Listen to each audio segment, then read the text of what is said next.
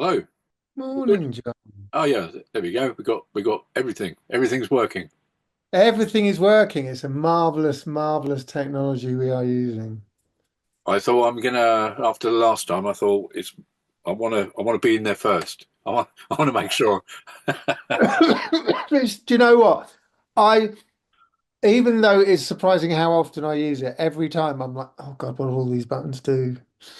Yep. Um, and I can never find a way of actually zooming in my camera, so I'm actually kind of where I'm supposed to be. So I'm always miles away. Yes. But I generally tend to get it so that it's kind of vaguely flat in your face. Yeah. I think. I mean, I've set myself a little table in front of me just to push myself back, so I'm not too close to it. So Mm. you you need to gauge the right position for sure. Yes, otherwise you're kind of looming out of the screen at people. Yeah. Otherwise, you go. When you're on a one, yeah, when you're on a one-to-one, or if you're in a call with like half a dozen people, then everybody's just, if everyone's kind of sat back doing it properly, then they're just titchy, titchy little faces. And it's like, who is that? Anyway, there you go. My apologies for last Friday. No, but you I, shouldn't. You shouldn't have. Look, I'm going with you with this because I think if you feel you want to do a it's an interview that you're more aware of, if that makes sense, I'm happy to go with that. However, I've already yeah. rerun through what we did, and I don't think there's anything too bad actually. I think it's quite. I think it's all right. And I'm quite. Well, it's good. Well, let's try it again. And I It's was going so to say, there you go. You can mix and match. You can do it, so you can see where I contradict myself. well, I've got. I had a thought. They actually thought that maybe I should release that interview as an absurd interview. Pun intended. Yes, pun intended. Um, yeah, it is. It is quite weird because obviously, historically, over the years, there may or may not have been interviews where I don't remember a word of that I said. But that was more the vogue at the time, wasn't it? That was the zeitgeist of the moment. Yeah. Um, of the kind of mid 90s. Whereas obviously now I kind of just think that's really, really, really weird. But anyway, yes, there was much hilarity had afterwards with over the next couple of days as things got more and more and more fevered. Um, and it always happens on a Friday, doesn't it? And I didn't want to bother anybody on Saturday. No. So, I, so I'm gonna, in my mind, I'm thinking that it's probably a good idea to make sure I'm more conscious and aware of trying to run towards a more compact time frame for Yeah, the radio cool. show because my radio show only lasts for 56 minutes. And believe it or not, even though we logged in twice and it felt like we were running out of time, that actually the video I've got is an hour and 18 minutes. Is it really? Can you believe that it went on that long? But I think we just ended up getting very enthusiastic about talking about music in general. And, we did, Absolutely, yeah. absolutely. I think a little bit of focus and a little bit of condensed answering is what's asked for here. Well, you said today you're more than likely going to be uh, you Mm. rather than Yes. the alternative version. Well, it's it. I can be as I can just be as enthusiastic as I like, but I did. Yes. Here we go. Let's So, do this. so who are you? Who am I? I'm Jonathan Fugler from Fluke. Um, uh, if this is what you mean, do you want an introduction? Yeah, I'm Jon Fugler from Fluke. This is you may remember us from the 90s. Pretty much all the way, actually, no, all the way through. I was just looking yesterday, and it was kind of pretty much everything up until 2001 we were releasing as Fluke, which is a pretty consistent little blast of work, really. Yeah, no, absolutely. And Hmm. and you're back. And we're back. Yeah, we are. We have been back. We have been back for a little while, actually, but we are definitely back trying to release more regularly. Um, and with obviously everything you expect people to do nowadays, which is music, um, discussions as to how you would want to present a live show in a changing environment, and where you don't quite want to be bobbing up and down quite as hectically, using a load of technology on that, and everything else that goes with being in a band, really. Yeah. Yeah, I mean, I think you know what, based on the other interview and trying my best not to go over absolutely everything within that, Yeah. I was thinking about that horrible cut-off at the end of the last one, where you were talking about where you would perhaps host yourself or be live. You know, I think you were talking about like a cathedral setting or something of that ilk. Well, I think a theatre setting is a more interesting venue now, a more bijou setting, a more.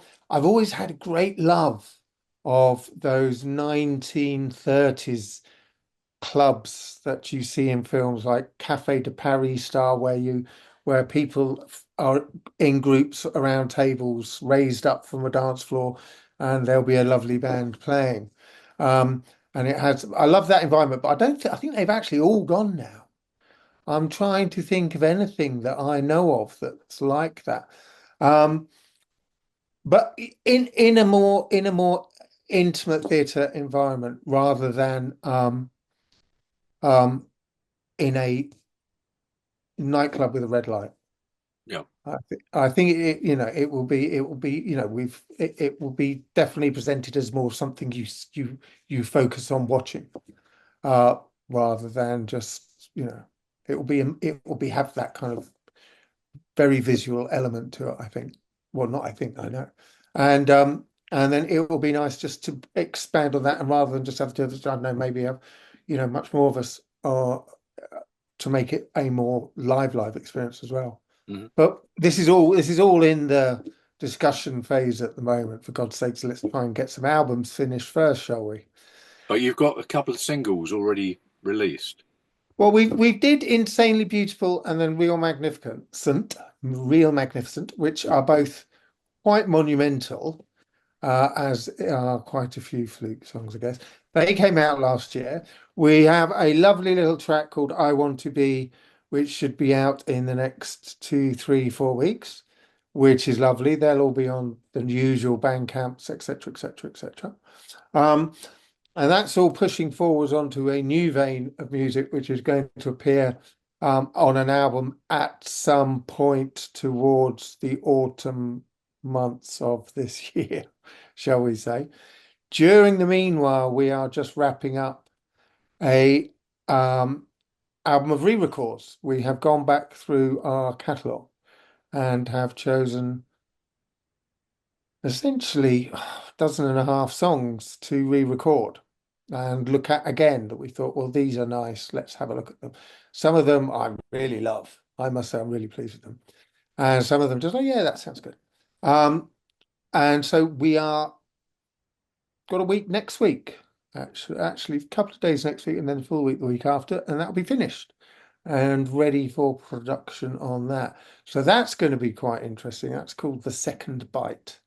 Aha. Um, and that's going to be, I think it will be a nice thing for people who are already Fluke fans, I think, to have those kind of they're more than just a remix, because they have lots of different people on them, etc., etc. Yeah. Yeah.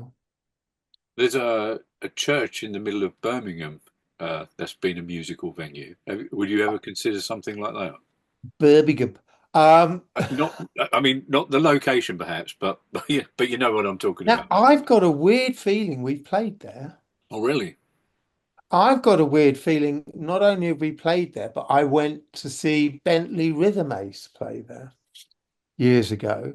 Um, it was big, it was cavernous. Churches used to be big, didn't they?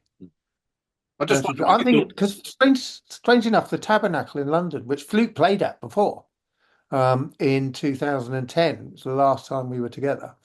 Um, we That's obviously by its very name, it's an old uh, religious venue. And That's lovely, because it's 700 people, and it's all theatre seating, so it's nice. But it's kind of like, it's just that there are a lot of those venues around, so I think that's kind of where we might go to. And it's also set for production of visuals as well, which is quite good.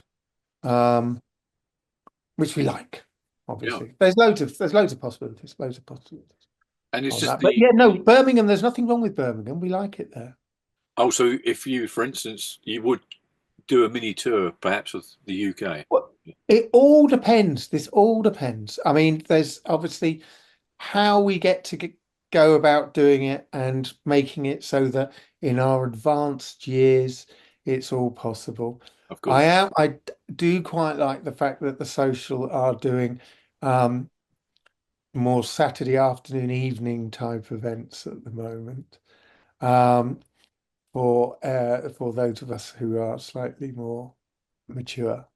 Um, and they're going down really well. People love it, because it's just, it's a great thing to just go and, exercise your kind of hips for several hours.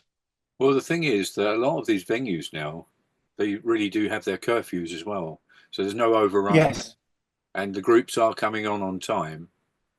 I Yeah. know, I gather in the past it was always to get people anxious and building up that kind of expectation. Or waiting for the walk-ups to turn up because it was looking a bit skinny inside.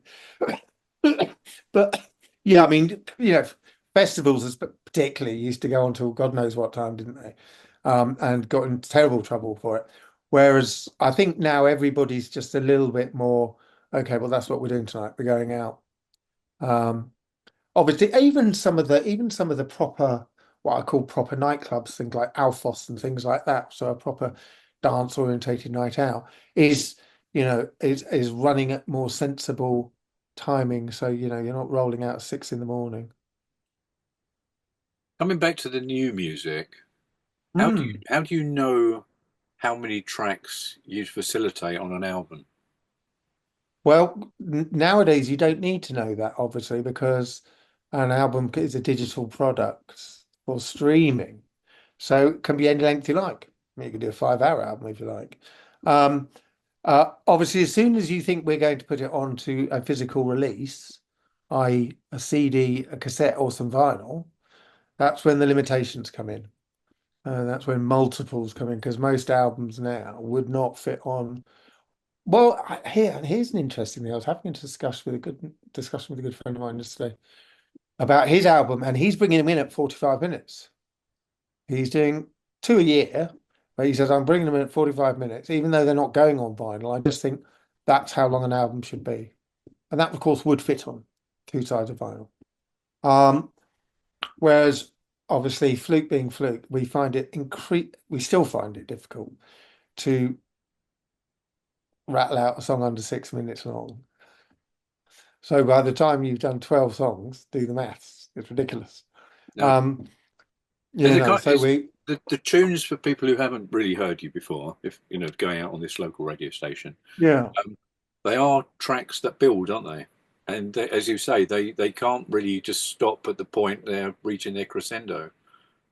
Well, no, they're very much, or they are electronic. They are big. They are not just a groove that you can dip in and out of, like maybe some electronic tracks. And unlike dance songs, they are not 3 minutes of or 2 minutes of intro, 4 minutes of track, 2 minutes of outro to aid they are, if the song is 6 minutes long, it ends up in a very different place 6 minutes time to where it started. Yeah, It doesn't neatly fold back in on itself for the next track to be mixed over. So it can produce, because it can present a bit of a challenge for DJs, got to have a bit of a change in mood after them. Um, but yeah, they are builders. They are songs. They are opuses. They are, we pride ourselves on writing stuff. Um, and we actually admire people who can just sit on a groove and lock you in and lose it. Um, Very proud of both the sets of remixes we've had, where the Hardway Bros meets Moncton Uptown, um, uh, and also the Sledger mixes are just, I find it incredible that you can just listen to a 7 minute piece of music and essentially it's sitting, but it's just constantly entertaining you.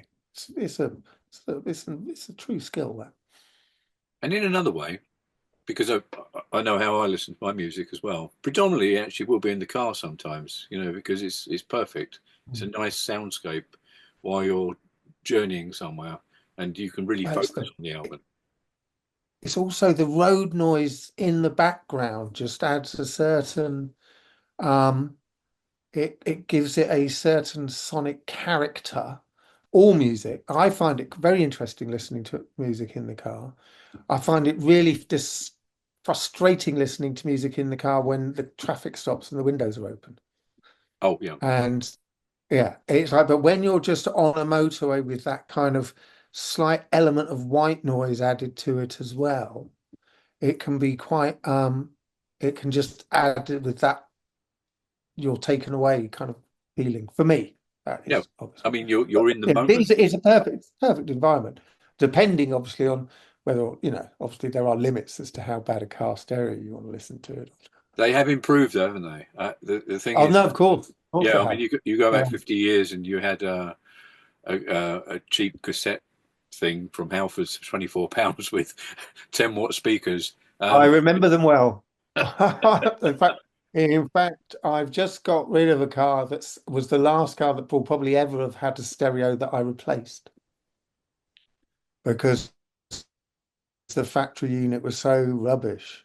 I thought I can't be dealing with this, I mean, I've and got a so thought. this was years ago as well. I did. Yeah, but have you noticed with some cars, they Sorry? almost, I was going to say, have you noticed with some cars, they almost feel like it's been the stereo system's been built first and they built the car around the stereo system these days. Well, quite probably. Well, it's all. I would imagine anyway that it's that central console, isn't it, nowadays? Um, it is the way tech is going. I mean, it's the same for everything though. It's like, you get in a car and if your screen was blank, my screen went blank in the car recently, and I found it quite. Um, I was quite bewildered. I think it's the only because I was just thinking, where am I? How much petrol have I got left? Etc. Etc. Etc. And when you're walking around, you refer to your phone for everything. In your car, you refer to your screen for everything. When you're at your desk, it is ubiquitous, isn't it? I Certainly even is. find myself looking at my fridge, Not just for checking hours, though. everything's okay. Yeah, Yeah, just not for hours. 2 o'clock in the morning, and I'm thinking, oh, I must go to bed. but I suppose it is quite interesting because again, we're moving into the phase we did beforehand where we veer off, but it Hmm. gives you an indication of how you listen to music, and of course that is important. And you said Very some much people, so. I mean, sorry, well, there are dozens of different ways I will enjoy music. My favorite at the moment is for just listening pleasure, especially now the sun's back, is to just listen outside in the sunshine. We're lucky to live in a very quiet neck of the woods. And so it's ultimately relaxing to be in some dappled shade at 4 o'clock in the afternoon, listening to some music. and It's has one of ha- life. would you say your Look, music is uh, the way you listen to music, or the music you listen to has changed over the years? um, Especially, always listen to a lot of different types of music. yeah, Always listen to a lot of types of, and that is one of the benefits of. Although I'm not the biggest fan of streaming, is one of the benefits of streaming is the fact that you can just rack up an enormous playlist or playlists of relatively hard to find records to enjoy. And obviously, it's a lot less hassle just being able to be sat outside listening to music you want to, track after track after track, which you'd never be able to do on a radio. Um, um, and it just goes on now. It's just sat there it's just available and available all the time and more of it. It's lovely, isn't it? Whereas obviously then there's all the other ways that we now experience music. Just was searching for music is quite often done sat on your computer now rather than at a record shop. Um, it will be, and you know, it's yeah, it's interesting. It is interesting. I remember the first streaming speakers that came out to go with the original iPods, and I remember looking at them thinking, this is going to absolutely change everybody's way of just listening to music now. Well, Because gone are the walls of CDs. Well, the walls of CDs are still there, obviously, well, but people like me, you've got them, you don't play them, but you feel they've got some sort of value. But I was going to well, say, they have. They've got and memories. and I suppose the introduction going back to the iPod as such. I know Sony Walkman had come out before, but it really pushed on with the headphones. I mean, everywhere you go, Mm. people are walking around and they have headphones on.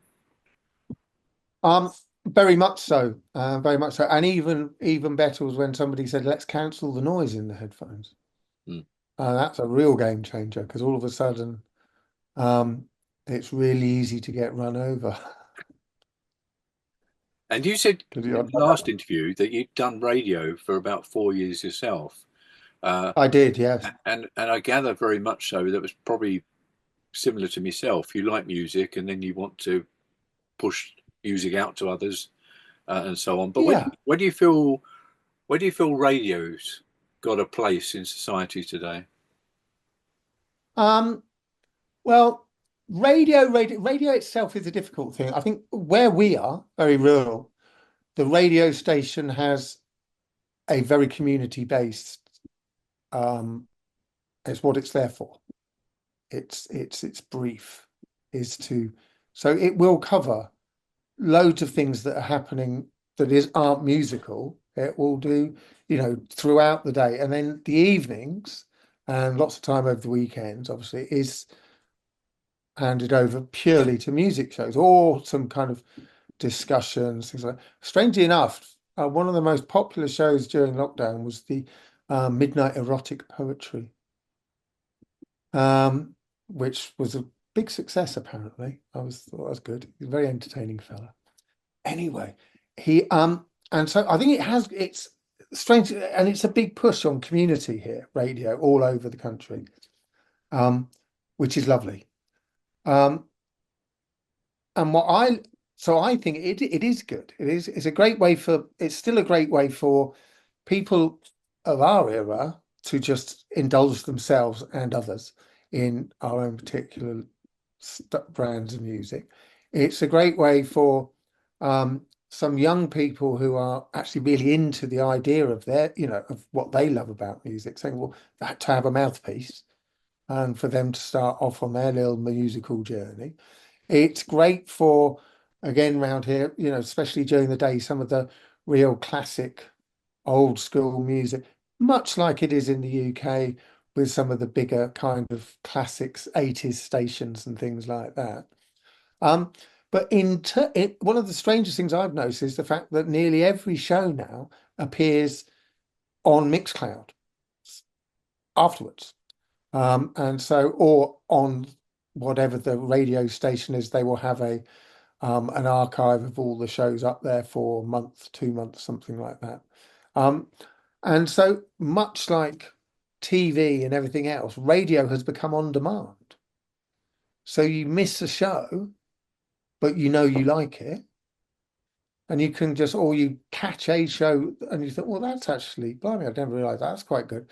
Then you can immediately go back in and find the dozen previous ones by that same DJ or that same team. And it's like, oh wow.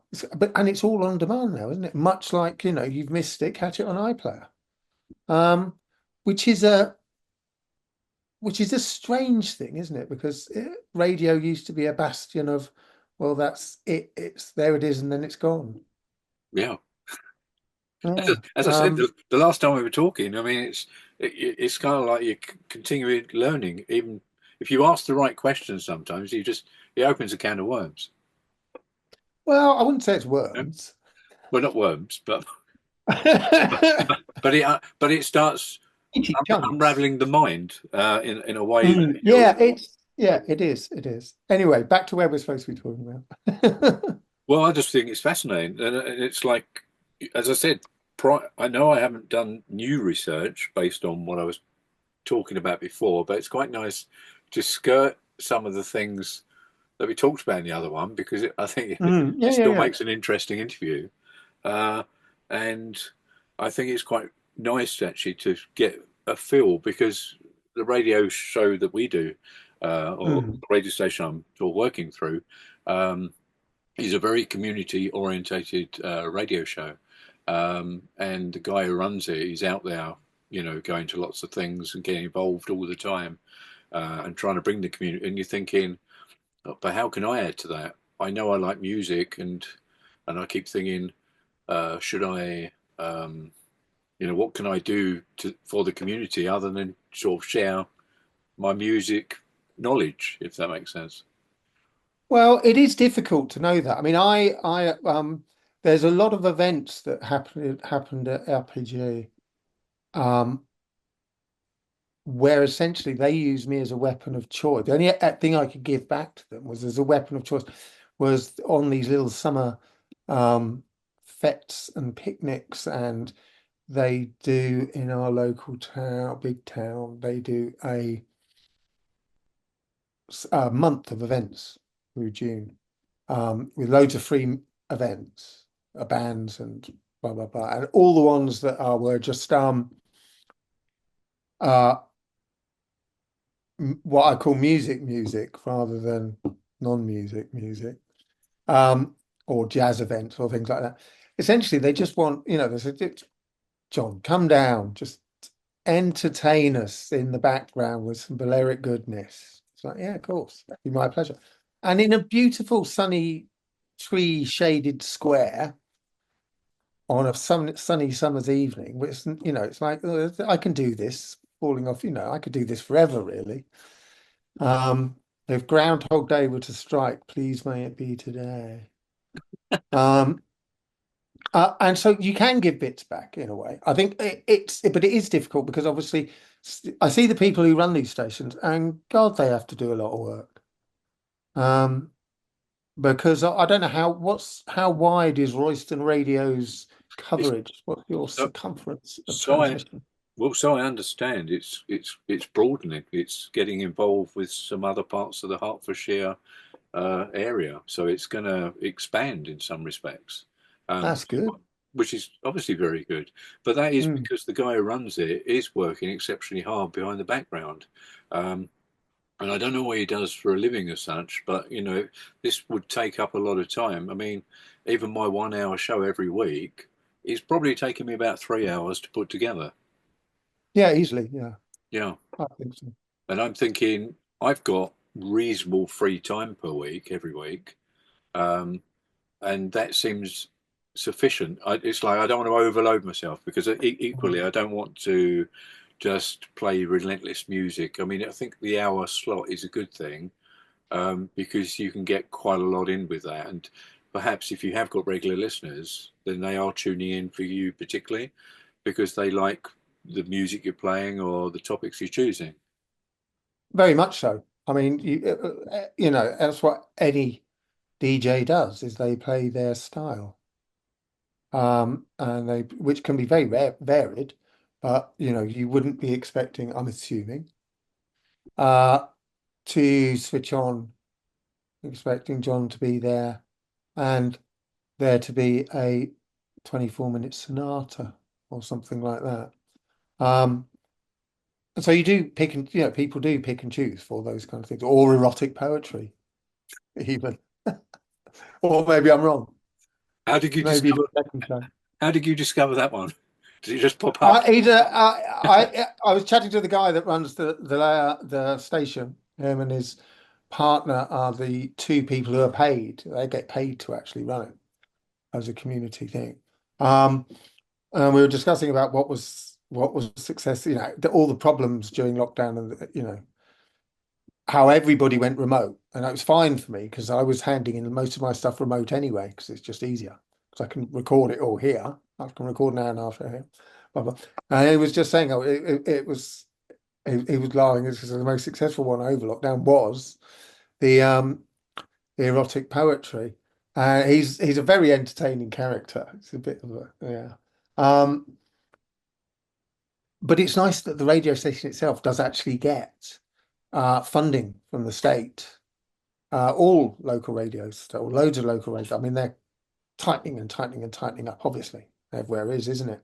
But then you have other guy. There's a really interesting guy who collects or salvages and asks people to don't not to throw away original celluloid film reels from all eras, from when it started. And so and he runs the archive, which again is funny, but he'll just pick some bits and bobs to talk about, and they'll be up on and available to watch on the archive website. And bizarre stuff like factory openings from 1920, and just weird little dots of history that people have come across, which you think, well, this is a bit interesting.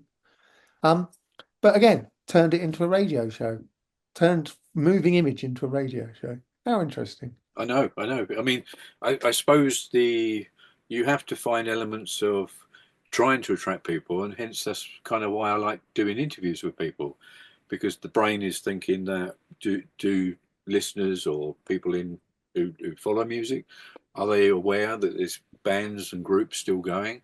Are they aware of new groups forming? So on and so on.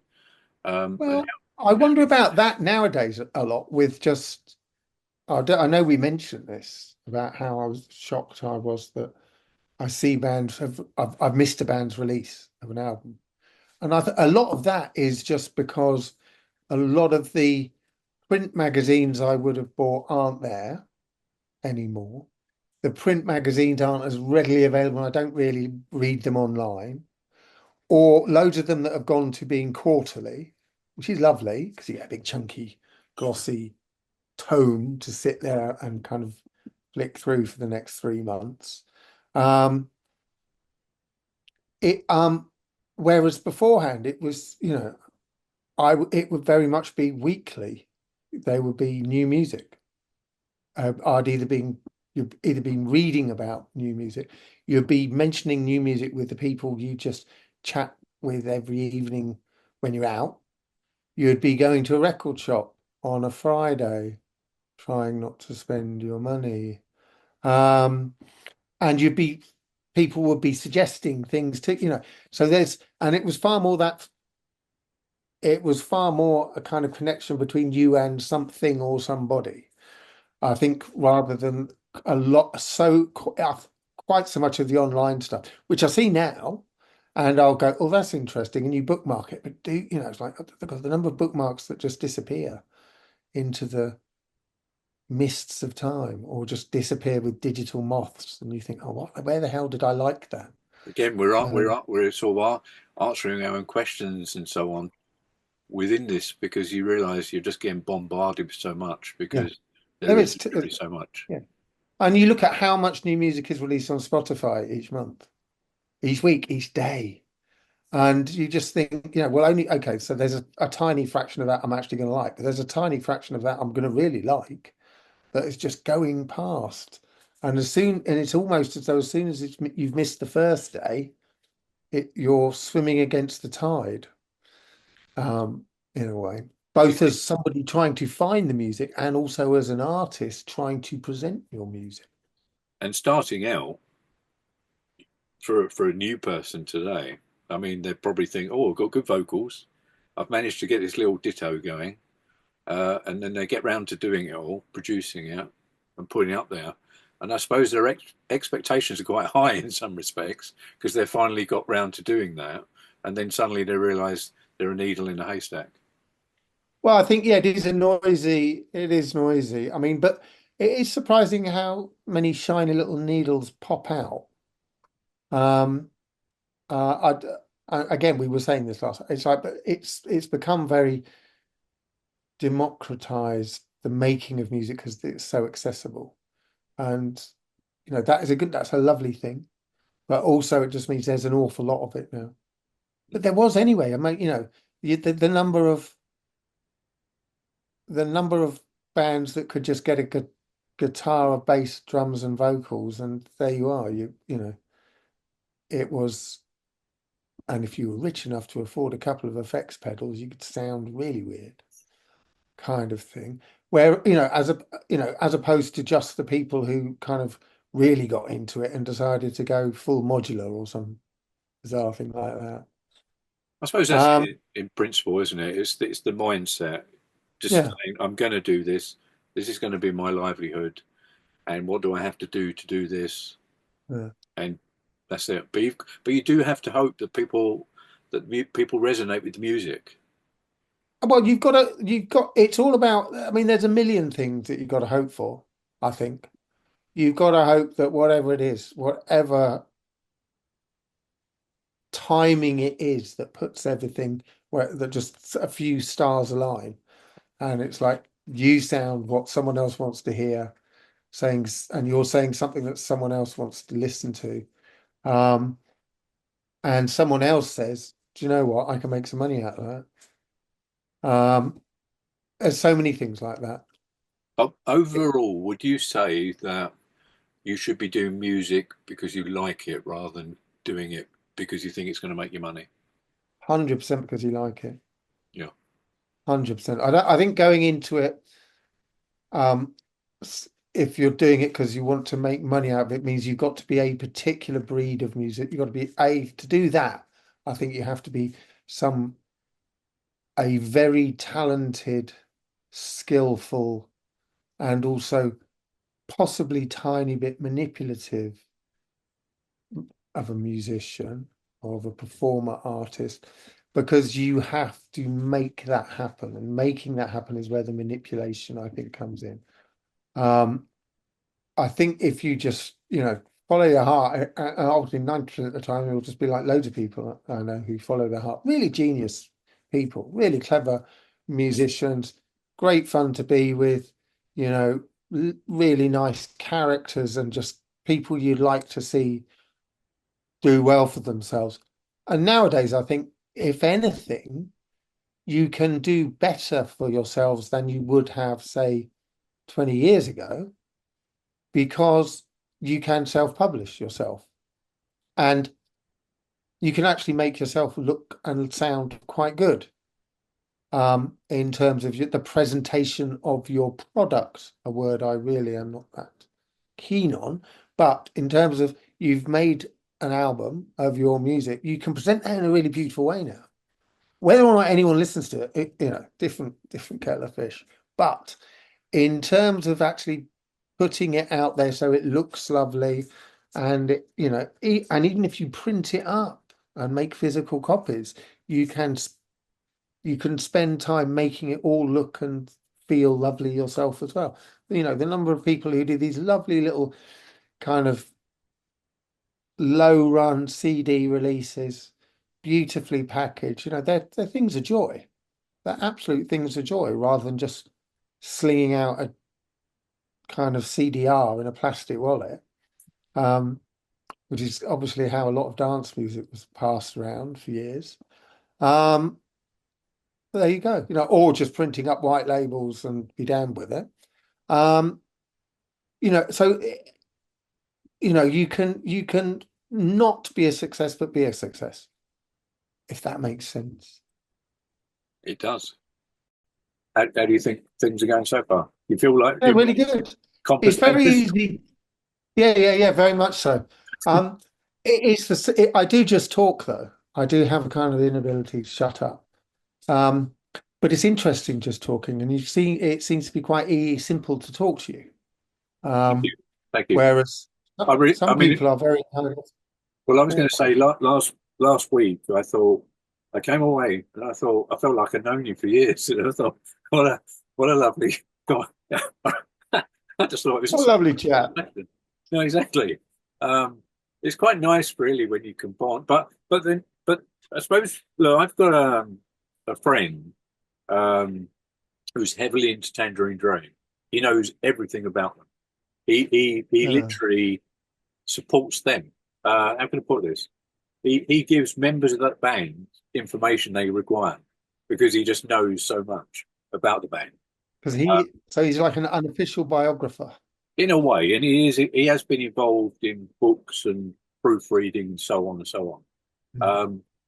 Uh, but but for him to kindly say to me that he thought I had a sort of John Peel-esque type behavior when it came to music, but it's just I think it's because I'm doing it for the right reasons. I'm doing it for genuine reasons, honest reasons, and it's just peculiar simply because I love music, and this just seems to have overwhelmed me and taken over. So I Well, yeah, it comes across as good. so I was going to say I'm not doing it because I'm trying to uh, pick up an audience or try and get 100 likes, or it's kind of like my passion is to push people's music out there and get people to listen to it and ultimately buy it. Because Mm. quite rightly, like a lot of people will say, people will go to Costa and spend £3.50 or whatever on a coffee that they consume and throw the cup away. And yet an album may, these days, especially as you say over Bandcamp, may cost you the same. And you've got that for keeps. And you can listen to that whenever you like, wherever you like, um, for that same cost. Music is undervalued at the moment. Yeah, Music is terribly undervalued at the moment. I feel for everybody who makes the effort to make an album. The people who buy, and the worst thing is, a lot of people know that music is undervalued at the moment, who buy music. yeah, even the people, as you say, even the listeners and the people who sort of, Well, they something's happened there, isn't it, in a way? Because I mean, I know we've mentioned the S word, with that green logo, but yes. it does have its foibles, and you're right with your algorithms. So you can pick up music you would never have heard of because the music is on there, which is great. But equally, Yeah. it doesn't seem to return back what it's got the possibilities of potentially doing. But equally, you can kind of understand that too, because you realise that they're the host, they've got the ability to do that, and they're putting their time out to do that, running the service, etc., etc. Um, but then, does that come down to loyalty of the fans and supporters to think, well, actually, Well, I think it's frustrating that the big music providers are so in the pockets, and well, it's a very incestuous in the pockets relationship between them and the music labels. That's just but then that's always been like that, and so there's always been a pecking order of artists and audience size, etc. So you can't really get past that and complain about it because it's always been there. It does all it seems the fact that their algorithms are skewed is, well, that's always been there because there was always kind of record labels trying to manipulate chart positions and things like that, and wanting their artists to be featured in magazines and papers and etc. So all that same old stuff, really, isn't it? It's just it's much more into focus in this digital conspiratorial age. Um, and good luck to places like Bandcamp at least are trying to do something that's a bit more artist driven, which is lovely. that does seem like Even the most genuine of all platforms, really, for music, doesn't it? It really does.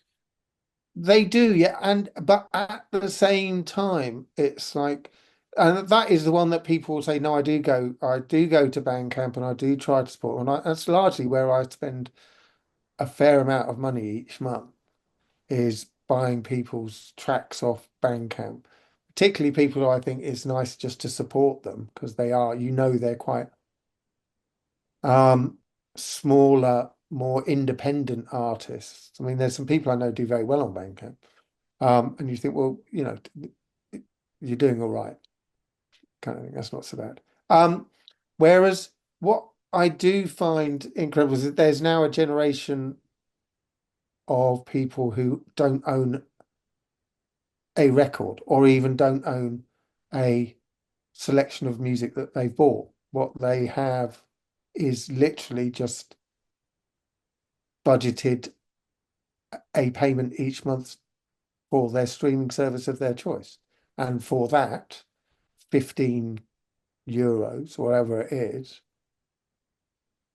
you get every access to literally the entirety of the world's recorded music, pretty much. Which, again, that's not a bad thing for the money. It's quite a bargain. But it does seem to be, I find that quite strange that people will never have. I mean, in some ways, buying digital is always a bit weird anyway. You're doing that because you are supporting the artist. But, not to have a handful of records that you love and cherish and you look at and just brings a little smile or a little tear. Those kind of things. Obviously, there are thousands of people who still have those little moments because they have decided to plug on with the most Well, expensive and well, inconvenient look, format. look at yourself. I mean, you've got them records sitting right behind you. I can see I them. have, And I have, and they're if still I not. was, I mean, you can see some books, I can't see them. but Yeah, but I've got CDs up there, and I've got CDs down there, and I've got LPs over there, and it's um, I still haven't put them in alphabetical order. I can, you. I can normally. They're in chunks of alphabet. I Last can week, find yeah, but last week things. you said you had thousands, and Well, no, there's loads more stuck in London, which I need to drive back to collect at some point because they certainly aren't cabin baggage nowadays. But yeah, I mean they are. But they're like anyone else who's collected music from when music collecting was a thing before it became a thing again. Um, you kind of are loath to bin any bit of vinyl. Um, I don't really even bin CDs. Um, and most of those there are, I could pick out anything, go, I know what that is. Um, actually know what it is. Whereas, strange enough, I could pick tracks that are on my Juno download um, discs or Beatport discs or what have you, or look at tracks that are on playlists in Apple Music or something like that and just go, what is that? Because it's something I've bought, but it's kind of not had. It's just, oh, I'll have that. It's whatever it was. So it's £2.50 to go and buy it off Beatport, and it's like, oh, well, yeah, I'll have that, and then never listen to it again. Which is sadly bad. Again, that was a hangover from doing shows on the radio, purely because I was finding, I'd quite often buy 20 tracks to choose 10.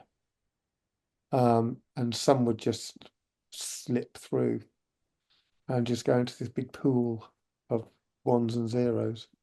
well, I've just had a weird. Well, I think it's a good question in a way. What brings us back to what we would consider our favourite tracks and albums in a way? What do you think? What do you think does that? Um, to be perfectly honest, it's moments, isn't it? It's little memories. Um, and eras. So there's loads of music that give me strong association to good times. In through decades and decades and decades and decades. So I'm not just saying, I'm thinking about lovely times in the 60s or something like that, because obviously I was a little kid, or lovely times in the 80s, or parties in the late 80s. There are tracks there I'll go back to. There are tracks that I remember from hearing on the radio in the early 80s, and you're just thinking, or the late 70s, and you're just thinking, oh, they just spark a memory. And you love them. And those are the things and that's the same for people having them on their phones as well, obviously. But I suspect, although I can't this is a very sweeping and old manish thing to say, is that much like everything else, attention spans and probably lifespans of tracks have got shorter. Um, and so whereas you would have, the sound of summer, I imagine you've got half a dozen snippets that make up summer for a lot of people now. Whereas, you still do have festival scene tunes for the summer, don't you? Or Yeah. breaks track that year, or tracks that year, or the artist. There's the other great thing is that summer when that artist suddenly was everywhere like a rash. And so, and you just remember the fact that you first heard it and you think, oh, this is good. And then the next thing you know, you feel like you're being taken along on their wave. Or maybe it's just something you really like listening to on your own as you sat there in the garden. Yeah, the listening experience. So this is going to be my final question on Fluke, because we need to rein it all in and bring it all back to the reason I'm doing this interview in the first place. Yeah. So, how much longer do you think Fluke will have a life? Well, there you go. Let's see. That's an interesting question. Well, we've got a lot to get done. So I do hope we've all got a little bit of life in us. Um, there's that is an interesting topic. I mean, we, we've melted away one hiatus. It would be nice not to kind of let everything freeze over again in a way. So it would be nice to keep releasing stuff for a while. Obviously, a lot of it is based on how you feel and confident you are working with one another. And getting back to your point about, do you want to do it because you want to make lots of money, or do you want to do it because you want to do it, is that you want to do it. And if you're happy to make the effort going and doing these things, then we are nowadays in a situation where you can keep releasing things. Um, if we if our audience sticks with us and things like that, it will be even more of a pleasure to keep doing releasing music like that. I find it quite lovely that I can go and see bands that I remember from, strangely enough, 40 years ago. I'll go and see bands now, and there they are, standing there still entertaining us. And I think that's charming. Yeah, So, and you're part of that. well, we're not quite as old as that lot. No, but you said 30 years last week.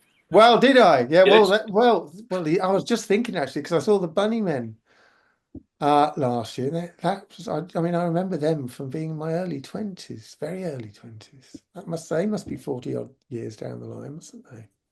it's again, it's another timeline. You can start Mm. listening to music that you think is again, I'm going to use that resonating word, but you don't realise they're fairly new bands in the scheme of things. Like I was a big Depeche Mode fan, so they've been around for about 3 or 4 years. But when you're young and you're 15, 16, you feel like they've been around for probably a long time, and you're glad you Yeah. jumped on board. But you also didn't realise that the band was releasing an album per year, which brought you up to speed only about 3 years down the line. But then you're reflecting and thinking, well, I've travelled with them people. But then you suddenly Mm. realise when they've released their 15th or 16th studio album, you've moved on 50 years. Well, absolutely. Yeah, no, that then gets into slightly scary territory. But it doesn't, because it's something that you hold close, which you've held close as you go through your life. Um, and that's a lovely thing for people to have. And that's a lovely thing that music does. I mean, I think of all the creative arts, music is the most, um, there's a reason why there's a soundtrack to your life. Whereas, there is, far more so in some ways than books or film, I think. Music is more kind of accessible day to day. You turn to it more. Like you're saying, you listen to it in the car. You very rarely read a book in the car. Um, you're sat on a train, you can read a book on the train, admittedly. Um, but it can be sat, it's playing in the supermarket. Hopefully good stuff as well. They were playing a lot of very, very Jamaican music in the supermarket this morning when I was there. It's great. And for the listeners, because you're in France, so I am in yeah. France, yeah. So does that Yeah. is that a bit of a clash, or is that down to the manager of the supermarket?